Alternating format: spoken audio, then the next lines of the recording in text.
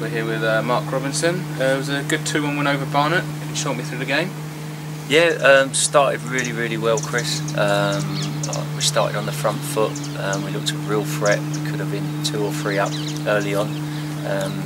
Young Ayub was very impressive, especially in the first half an hour.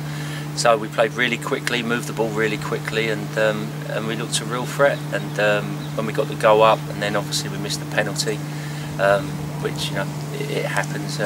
Dav took the penalty after winning the penalty, but no, really impressed. But the trouble is, when it stays 1-0, the longer the game goes on, the lads looked a little bit nervous. We were still the better side, and they got the equaliser. But then a great reaction to get the winner in the last minute, and again, great cross. And we've been working on players getting into the penalty area, and Bobby's arrived.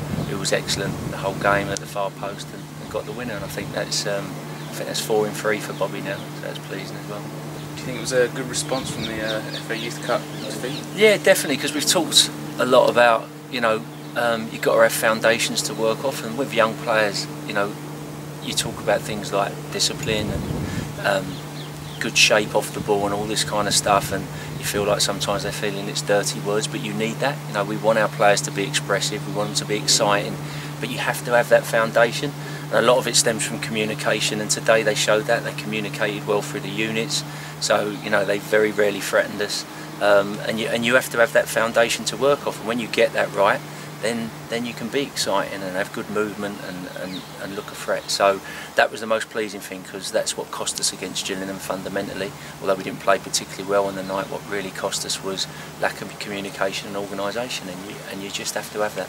Was that worked on in training at all? We work on it all the time, You know, that's part of our player ownership stuff, to get them to communicate. But, you know, a lot of lads just struggle with that now, but you just have to keep persevering and helping them and getting it to come out, because it can't come from myself or James or the coaches. They have to find a way. So it's just a constant you know, thing that we do at training. Other coaches will talk teams through the game and do a lot of their talking for them, but there's no point in doing that, because if they're ever lucky enough to play in front of 3, 4, 5, 6,000 people, you know, then you can't do that. So they've got to do it themselves, and they did it well on Saturday, and that was the main difference. And then said that allowed us to do the stuff on the ball that we're good at doing.